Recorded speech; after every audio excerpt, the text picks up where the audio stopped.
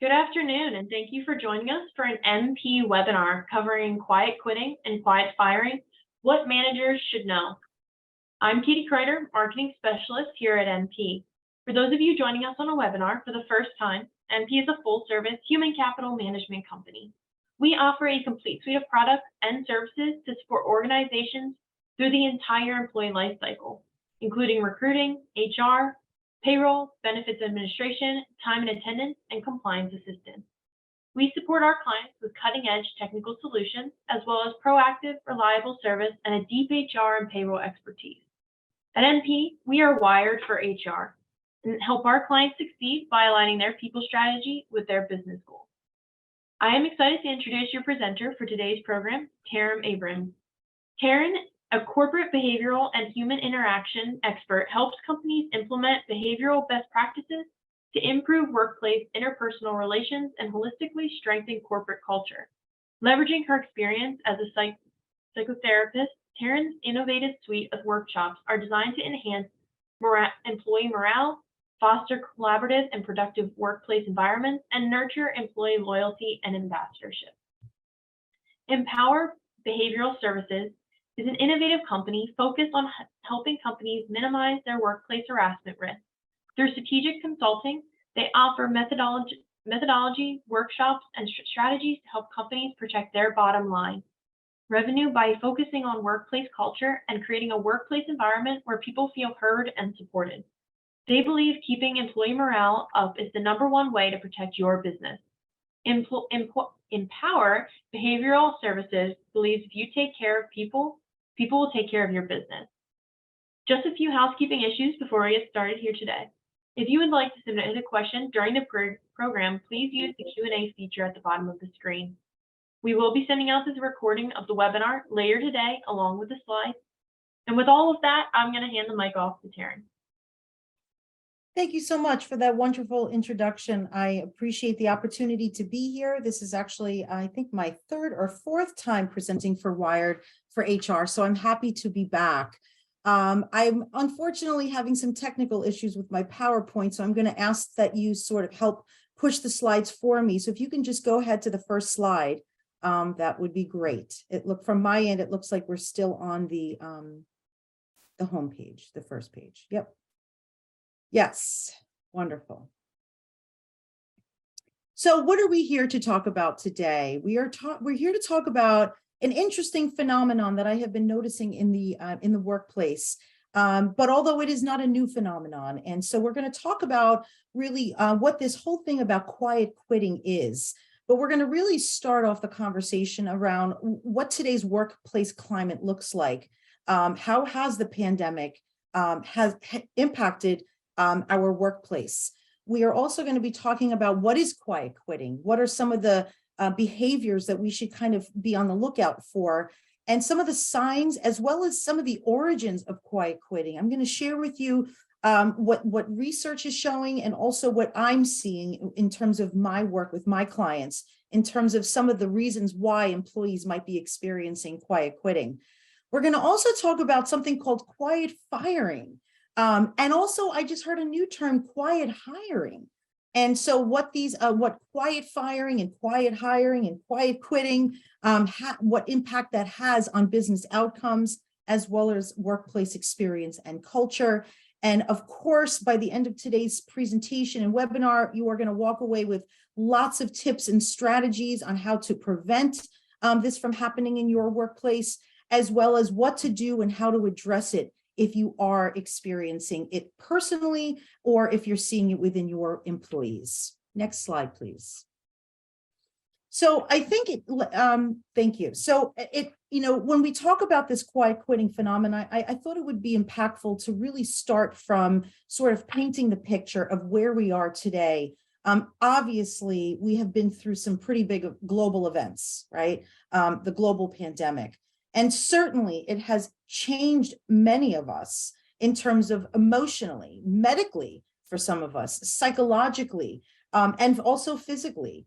It has created changes in terms of permanent transition to digital communication. It has increased the amount of remote work that we are doing. It has caused more flatter, smaller teams. We're noticing an even more acceleration pace of change. And with all of that has come high amounts of workplace burnout. And so we are changed people, and that does require us to change our business model as well as the way we lead and the things that we are focused on. And so it has never been more critical than ever to be able to show people that we value and respect them, and to sometimes that requires stepping into the fire and having some of those difficult conversations about morale, about engagement, about the work experience. Next slide. So let's talk about what quiet quitting is. I know many of us have heard this term. Some of us may have been hearing it for the first time. And really, quiet quitting is opting out of tasks beyond one's assigned duties and or becoming less psychologically invested in work. So I kind of call it, they're doing what is the bare minimum, right? And a recent Gallup study recently showed that at least half, I said it, at least half of American workforce is quiet quitting at their jobs. And this is not a new phenomenon, but has definitely grown noticeably in the last few years. And I can tell you, if you look at the Gallup studies leading up to the pandemic, burnout was actually trending upwards. So this really is no surprise that we are here. And when we use the word quiet quitting, I really do think it's sort of another term to define what we call workplace fatigue or workplace burnout. And so quiet quitters continue really to fulfill their primary responsibilities, but they're less likely to engage in activities known as what I call citizenship behaviors, right? So no more staying late, showing up early, or attending non-mandatory meetings. And at first glance, this might not seem problematic to many of us. These employees aren't disengaging from their core tasks, and they're not refusing, but they are refusing to go above and beyond, but for many companies, a workforce that is willing to go above and beyond the call of duty becomes a very critical competitive advantage. The reality is that most jobs cannot be fully defined in a formal job description or a contract. So organizations rely on employees to step up and meet extra demands as needed. It's hardly surprising that leaders have reacted quite negatively to the quiet quitting trend. And many leaders argue that losing employees who want to leave is difficult, but having them not quit is even worse, as their unwillingness to go the extra mile often increases the burden on their employees to take on extra work instead. While going above and beyond can be very costly, come at a cost for employees in a healthy organization, these costs are typically counterbalanced by benefits such as increased social capital, well-being, and career success. The quiet quitting trend suggests that employees are increasingly feeling that this exchange has become unbalanced. Employers are demanding additional effort for workers without investing in them enough in return. So perhaps this is a response to that pervasive hustle culture that we've seen in the last decade, where work was placed at the center of someone's life. Perhaps it's also a reaction to the rise in remote hybrid work, or the strong labor market, or perhaps an increased focus on mental health. And I can tell you that when we look at the trends, we're noticing that of all the generations, it's mostly the younger generations that are sort of kind of utilizing this or responding in this way. And I really believe that perhaps it is an attempt to find more work-life balance, or perhaps it's an attempt for the desire to be more appreciated and compensated at work. Next slide, please. So what are some signs of quiet quitting? Decreased in productivity. That's probably one of the biggest signs of quiet quitting. Superstar employees suddenly scale back and become average employees. Output might drop. Perhaps the employee stops striving once they hit their monthly metrics or quotas. Or maybe the employee stops speaking up in meetings unless directly addressed. Taking a break can be healthy, right? And constantly giving 110% can certainly lead to workplace fatigue or burnout. However, managers should note and monitor this kind of change in performance, as it could be indicative of the beginning of quiet quitting or the presence of another problem, right? Another sign of quiet quitting could be a sudden change in pushback. A normally cooperative employee turning argumentative could be a sign of potential trouble. Sometimes a quiet quitter may argue as the means to stall or avoid taking on more work. However, a vocal employee who suddenly turns silent can also be a sign of disengagement.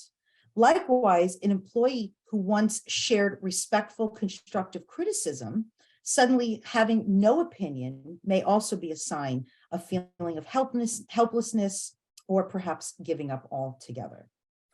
Perhaps stops volunteering or taking initiatives. Once upon a time, your employee came to you with new ideas. They were proactive about solving problems and brainstorming better ways of doing things. Your staff pitched in and contributed during meetings. Perhaps this behavior has changed, right? Avoidance to distance. Quiet quitters tend to be conflict adverse, or may simply be tired of conflict altogether. Instead of bridging the problems to the forefront, they simply disappear. This employee may be constantly or conveniently busy, or may not be present to ask for help.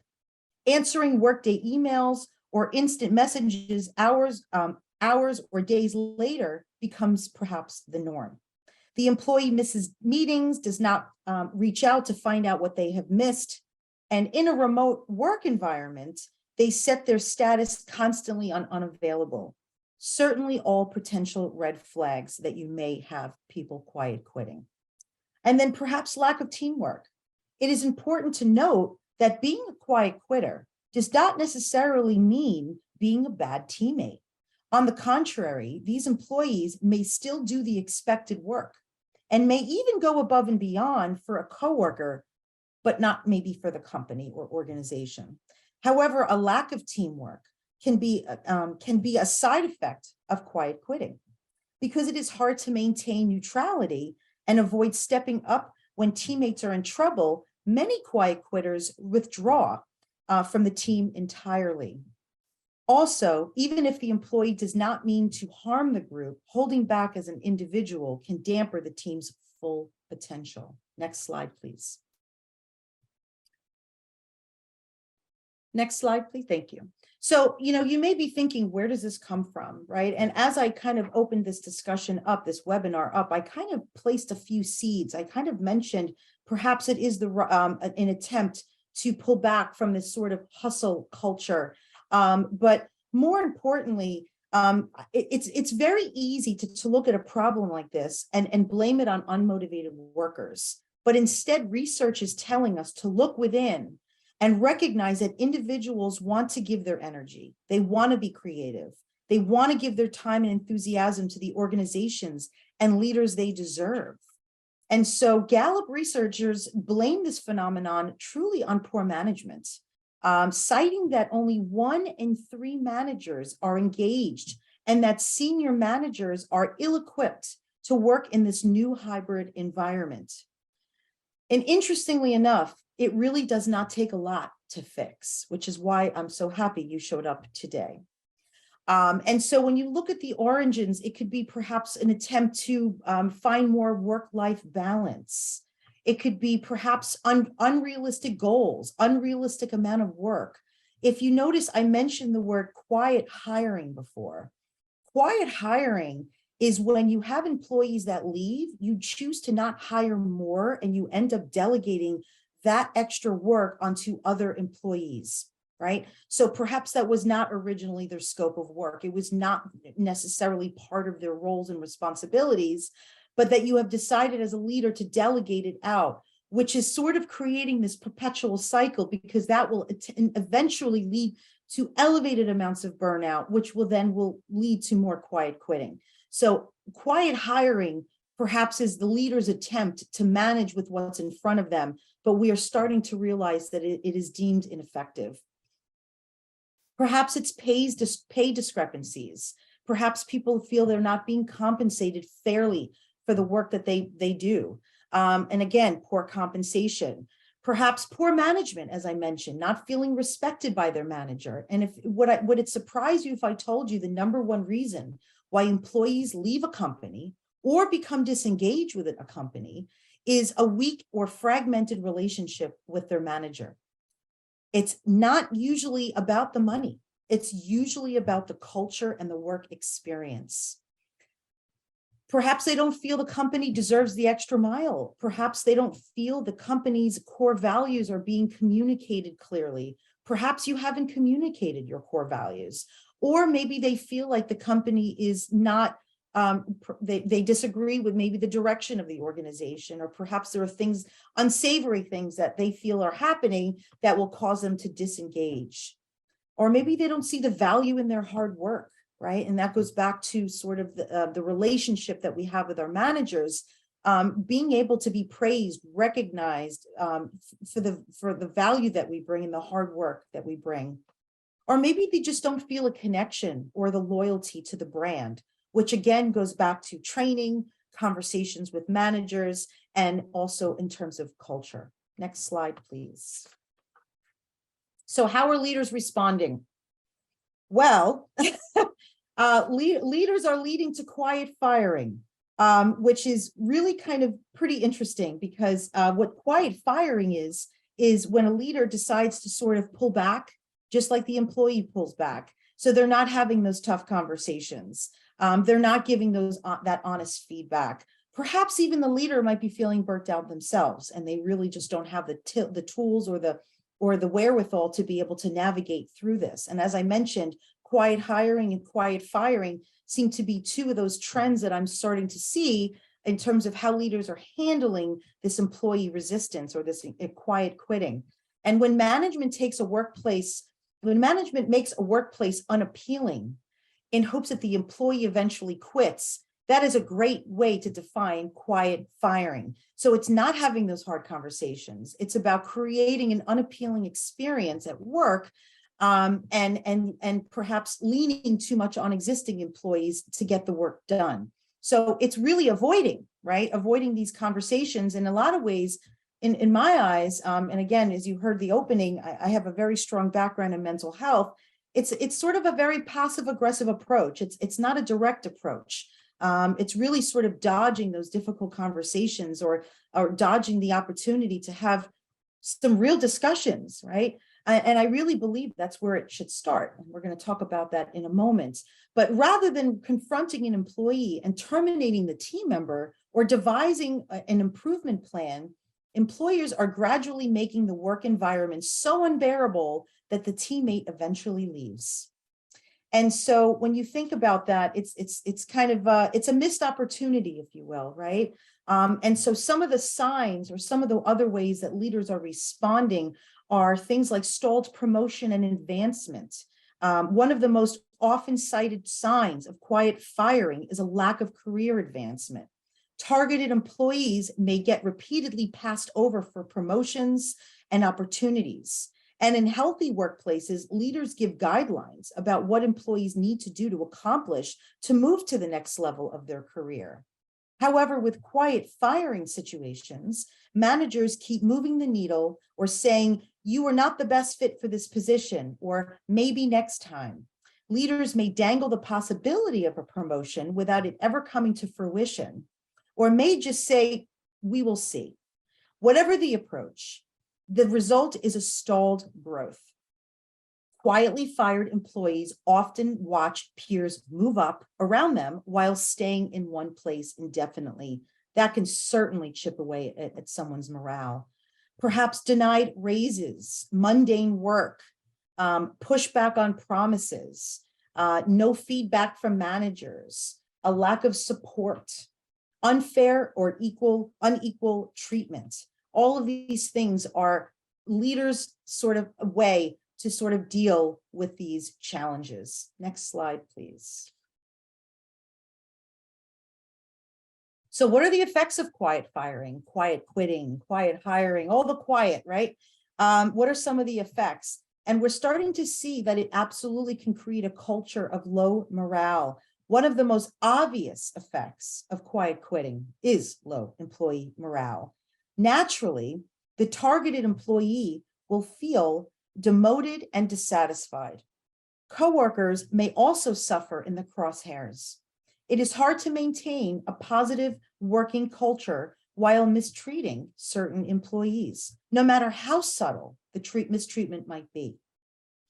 Perhaps it is also leading to poor teamwork. It is hard to have good teamwork when putting a team member on the outs. Coworkers may feel resentment that the employee in question is not pulling their weight, and team conflict may arise.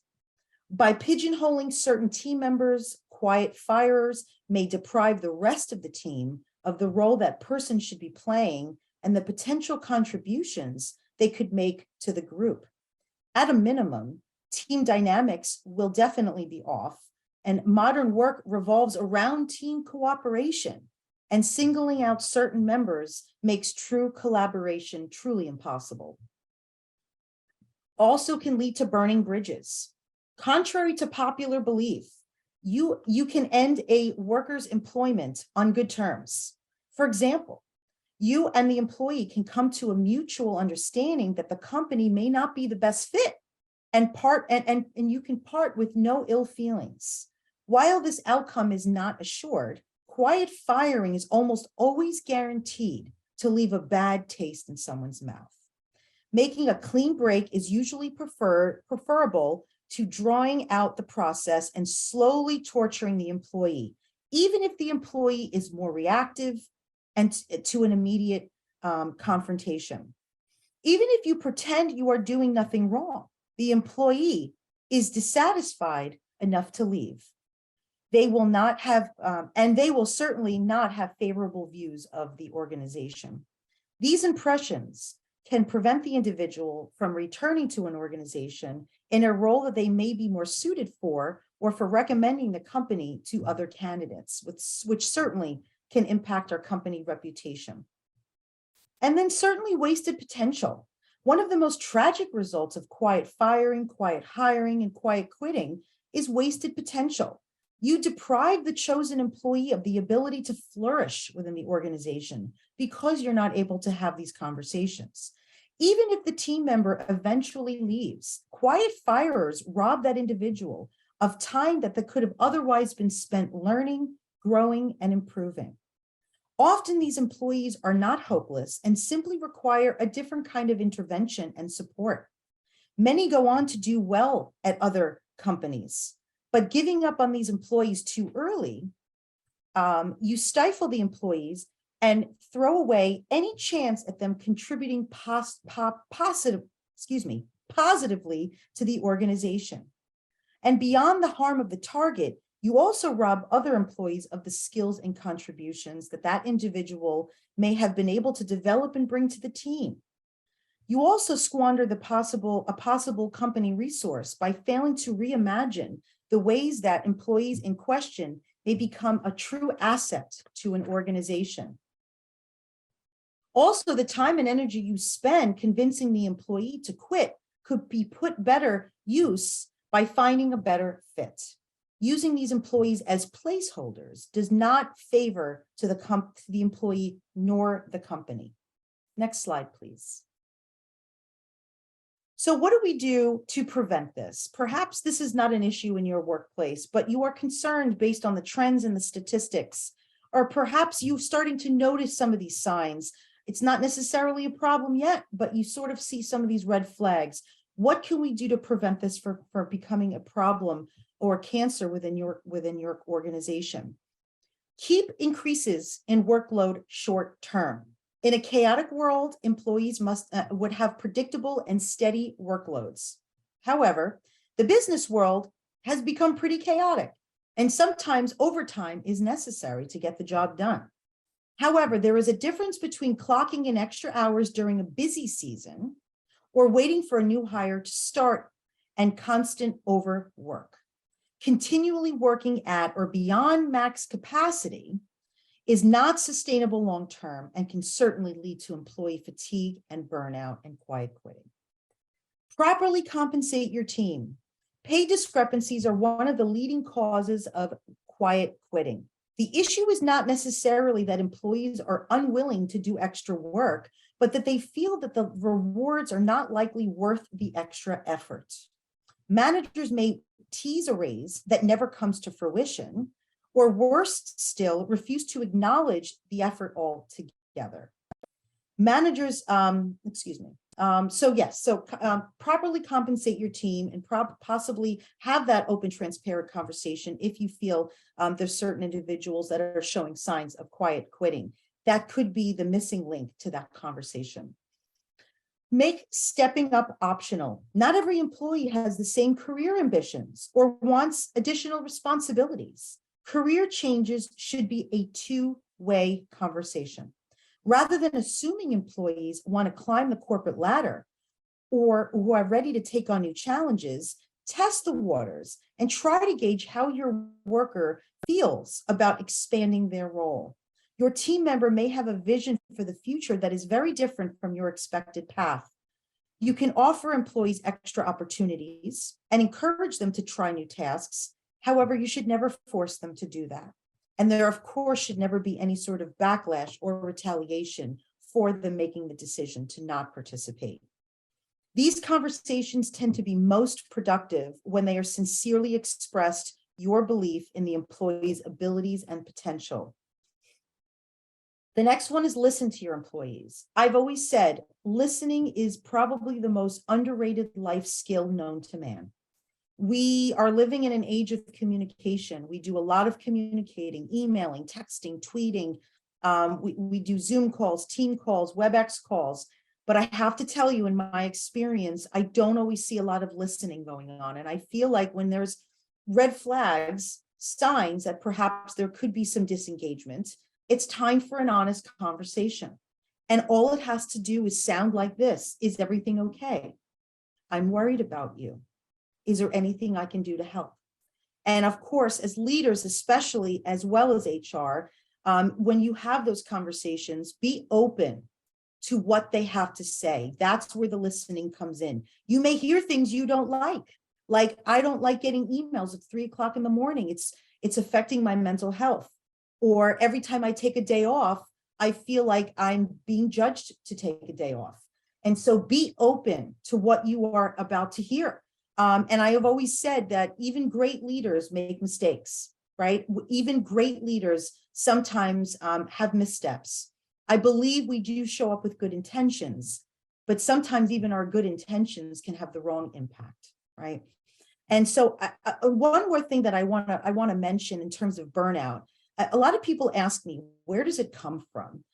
It's not always from the workload, although too much work and unrealistic expectations can certainly lead to burnout. But long-term burnout usually comes from our inability to disconnect from the work. So not taking our weekends, not work, choosing to not work on our evening hours. Those are, when we don't do that, it's detrimental to our mental health. And so something as simple as sending someone email off after hours, we might think we're just being efficient and we're just getting the message out, but we might be sending them down a rabbit hole we don't even realize. Like, oh my God, do I need to respond to this? And if I don't respond, are they going to expect a response? And are they going to judge me if I wait until the next day?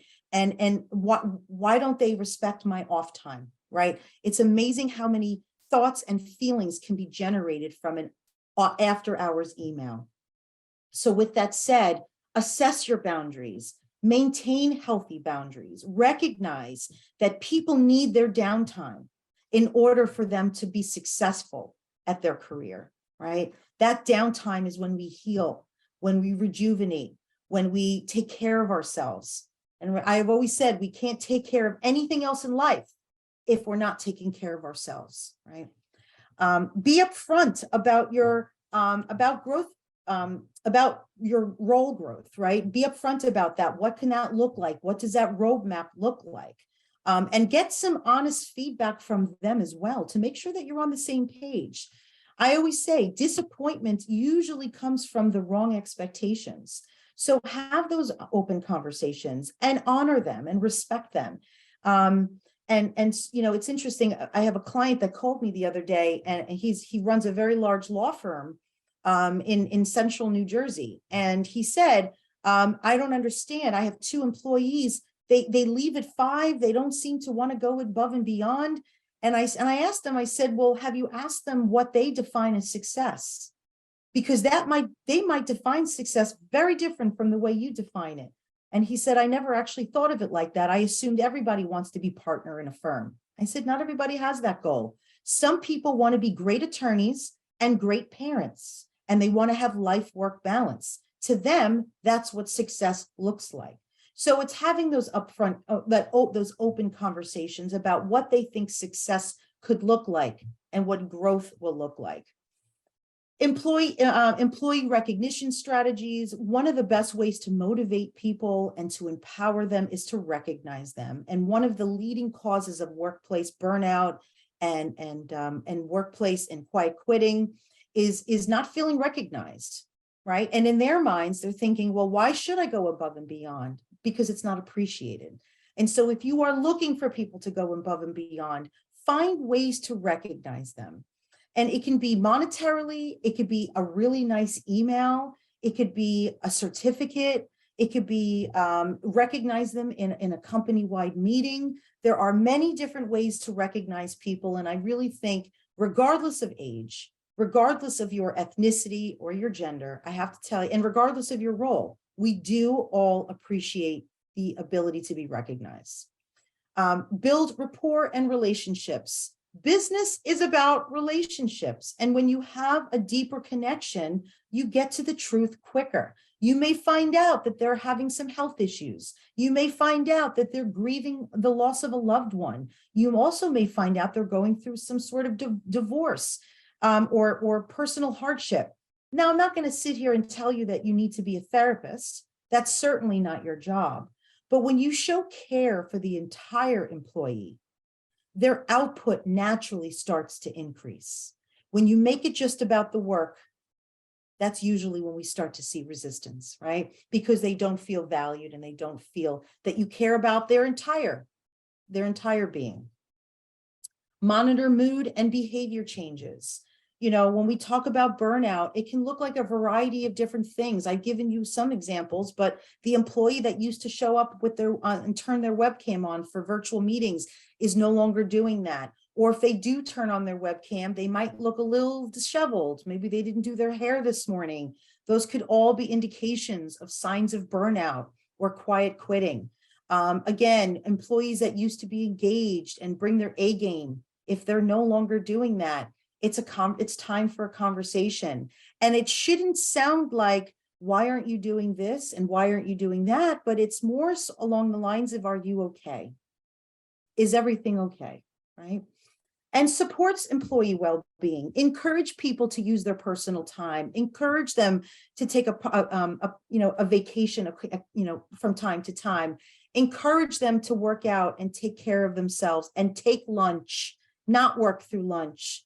When you show care for their health and their well-being, those are the employees that tend to work harder for you. And it's really interesting. It kind of reminds me about the big resignation or the great resignation. Many of us heard that term when the pandemic first hit. There was a tremendous amount of movement in the workplace. People were leaving in droves. Perhaps that might have been one of your organizations. Maybe that happened to you in your company. And I always say, and I'm going to say this in the most nicest, respectful way, they were leaving to look for something else. They were leaving to look most of the time for a culture that values them, that cares for them, and cares about their well-being, right? And so I always say, be the company that companies want to run to. And that really is about your culture. Next slide, please. So some additional ways to boost employee engagement.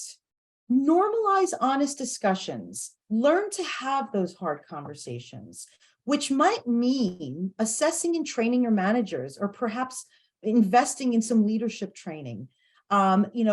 not every leader is comfortable stepping into the fire and having those tough conversations, which I think is why we're starting to see a lot of workplace burnout in leaders. And we're starting to hear this new trend, this quiet hiring and quiet firing. And so it's really about learning to have those tough conversations. And to me, that's one of the main qualities of a great leader. It's not just what you do when things are going well, but it's what do you do when things get tough, right?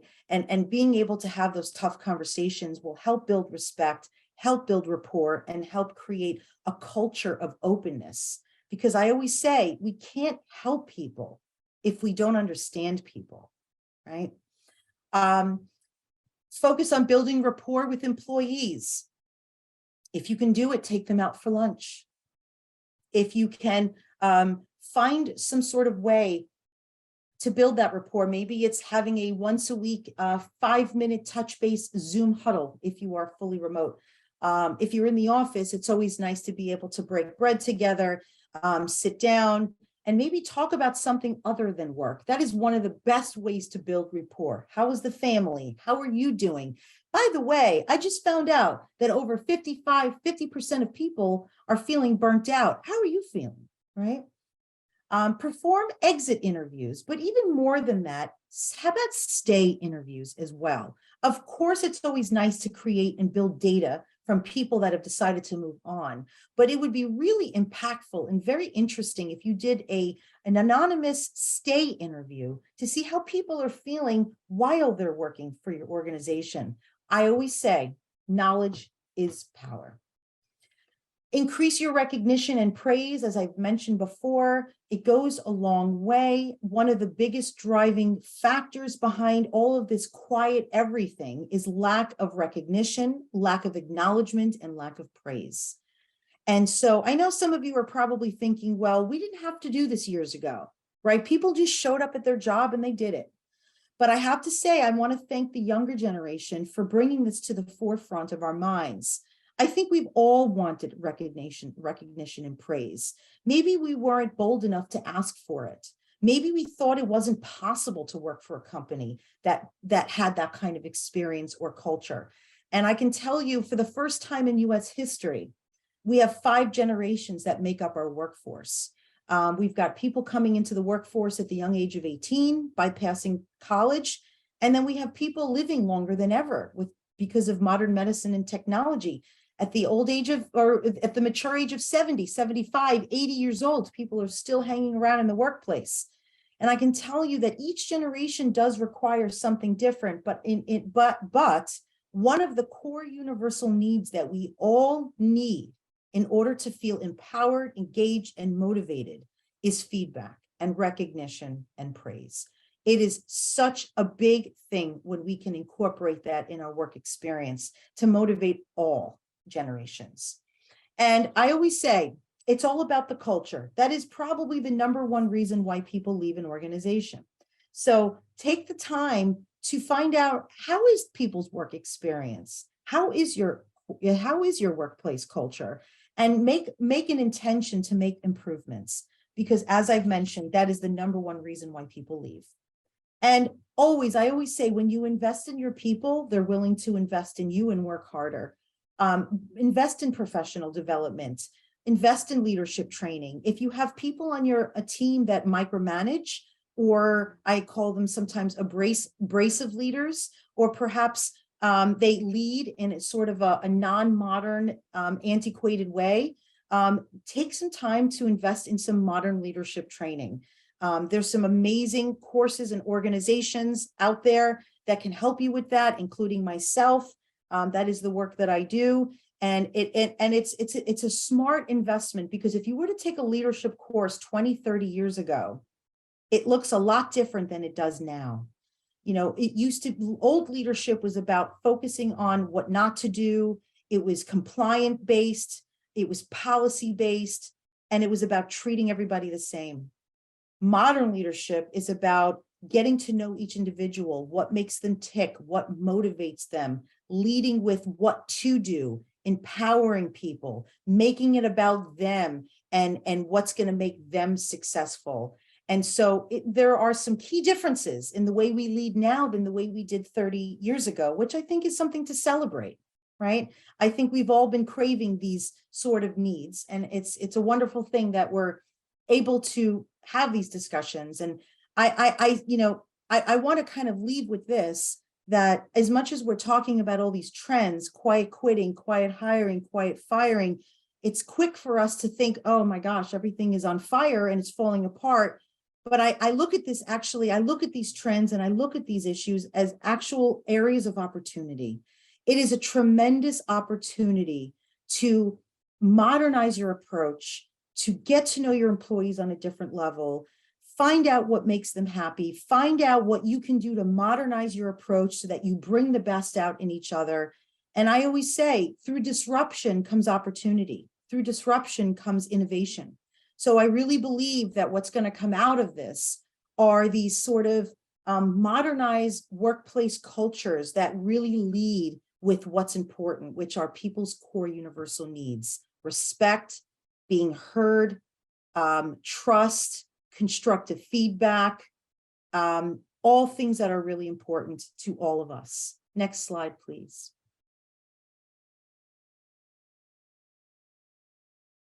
Next slide, please. So I wanted to leave the last couple of minutes for Q&A. I'm sure that I've gotten your wheels turning in talking about these interesting trends. Again, there's nothing new here. I think we're just sort of really defining where it comes from and what we need to do to re-engage. So I welcome your questions. Feel free to put that in the Q&A queue.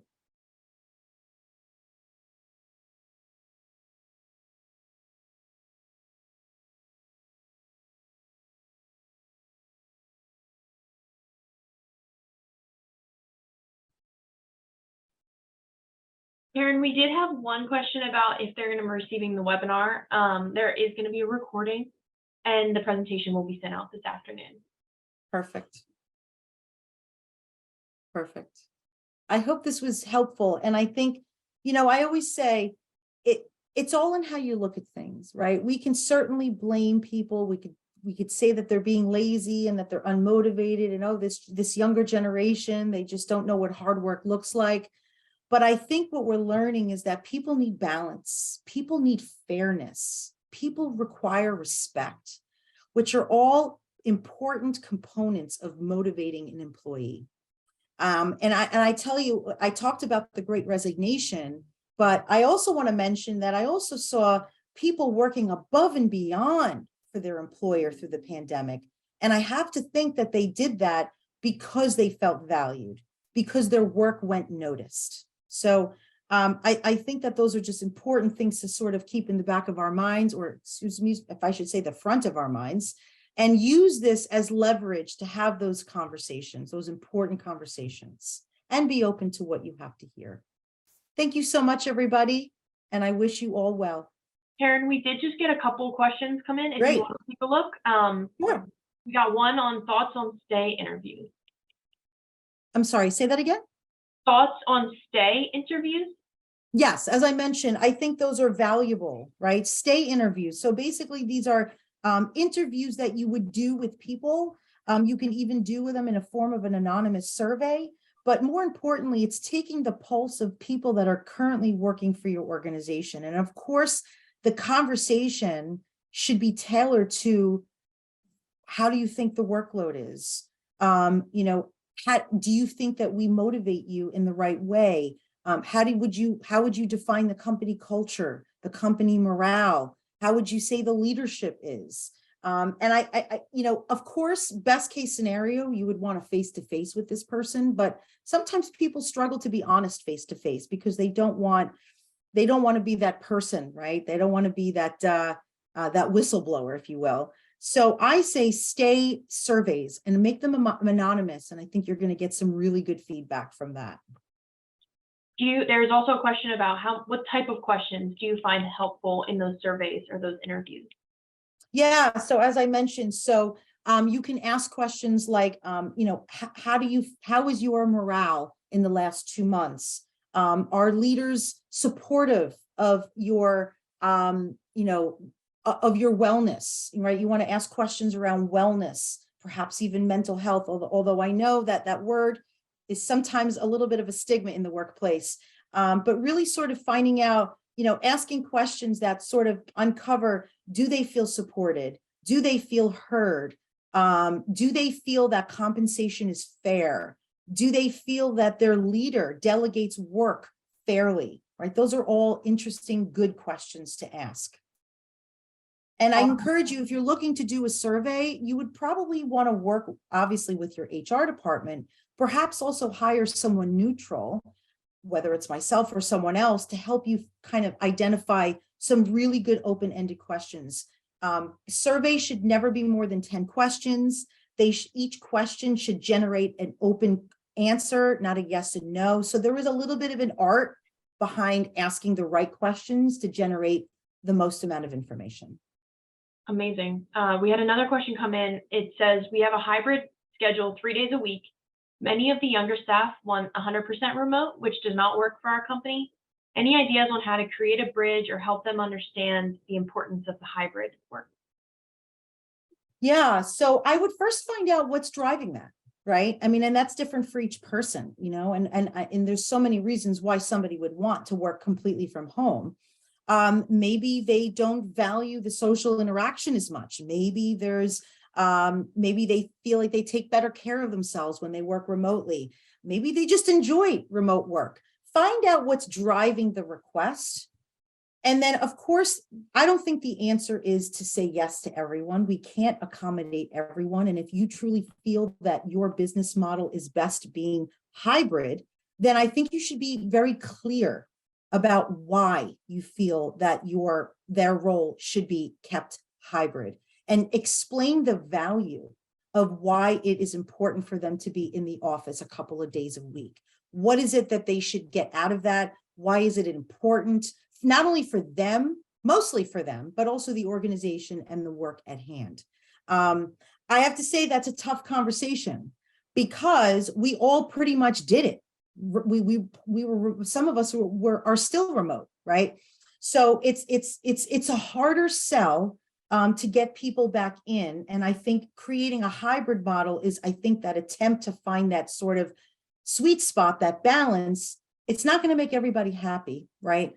And so the question is what can we do to make sure that we bring the best out in you? And if their answer is fully remote, then you can say, unfortunately, that's not an option, and here's why. And tell me why that's so important to you. And find out if there's a way to maybe compromise. Maybe twice a month, you can give them an extra day home, right, to work out of their home office. Right? Maybe you can make one of the in-office days optional for them, right? Or for everyone. You want to make it fair.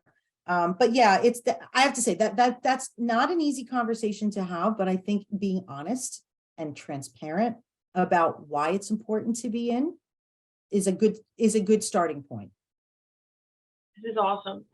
So we have a couple more if you're good with that, but we have one that says, for a company that provides a field service with employees in the field, janitorial, for example, doing the service daily, what are best ways to build more company engagement / culture to reduce risk of quiet quitting if a lot of employees are in the field most of the time and not part of the daily management conversation? Well, my first question is, have they always been in the field? And is this sort of, are there additional concerns that are making you feel like you need to re-engage, right? And I'm assuming you're asking that question because you probably maybe are seeing signs of quiet quitting, or you're concerned that it might lead to quiet quitting. I always say, make connections, right? So for fields people, it's tough. They usually don't love technology. They usually don't love signing on to a Zoom call. But maybe you can find some ways to engage people, but do it in a way that's fun. Don't make it about work. There are some really great things that you can do online, virtual scavenger hunts. Tell me about the country of origin that you're from. A fun fact about you, 2 truths and a lie, of course, workplace appropriate. But there are so many fun things that you can do on Zoom. Figure out how to embed that within your schedule. But I would also maybe also, and this is sort of coming to mind, if it's something you're worried about, talk about it with them. Hey, I've been hearing about this quiet quitting. I know you're in the field a lot. You don't get a chance to communicate or connect with us. Is there anything that we could be doing? Get some feedback from them. You may find out they're fine, right? And that your concerns are maybe unnecessary. You may also find out that there might be some people that maybe miss that human connection or maybe want more of that human connection. So I always say, ask, and they will give you the answers to what they need. Awesome. And one more here. How do you bring to an employee's attention the idea that their current mindset does not align with the mindset of the group, department, company? Okay, so are we in assuming that they used to have the mindset and now they don't? Because that could be quiet quitting, right? If they've never had the right mindset, might not be, it could be either an indication they might not be a good fit for your organization. Again, it's about having a transparent conversation. And again, how we open up the discussion, the words are important, but the tone and the body language become even more important especially when you're having these tough conversations. And we want to be really careful that we're not blaming, we're not pointing the finger, even though we may want to, right? Hey, I hired you 3 months ago. I hired you because I really believed in you, but I'm noticing that your mindset is not completely aligned with our mindset. Are you open to talking about how we can find better alignment, right? That's a lot different than, I don't like your mindset. I don't appreciate how you show up at work, and this isn't working, right? So one of them is very focused on being empowerment, positive, respect, and the other one is blaming. And listen, at the end of the day, we can do all things right. And sometimes sometimes people do need to move on. If they are not if they don't have the right mindset and they can't get to that mindset, or they're not contributing to the culture that you want to aspire, sometimes we have to make those difficult decisions to move on and let them go. I think it's better to do that than to drag them along and for them to drag other people down. And of course, it depends on what it is, depends on how long they've worked for you. It might be an indication of maybe the need for a performance plan if you feel like there's potential for improvement. But there's a lot of variables to that, but I hope my response helped. This is awesome. This has been really great, Taryn. We really appreciate you and your time always. So just to wrap us up here, I want to thank everybody for joining us today. If you have any questions about MP's full service solutions, I did drop a link into the chat. I'll also include that into the follow-up email along with Taryn's information and Empower Behavioral Services information in the follow-up email, where the recording and the presentation will be included. So be on the lookout for that this afternoon. Be sure to join us next week for our upcoming webinar, February demo and HCM solutions overview. Visit our website to register and see the full calendar of upcoming events and available resources. Thanks for joining us today and have a terrific day. Thank you.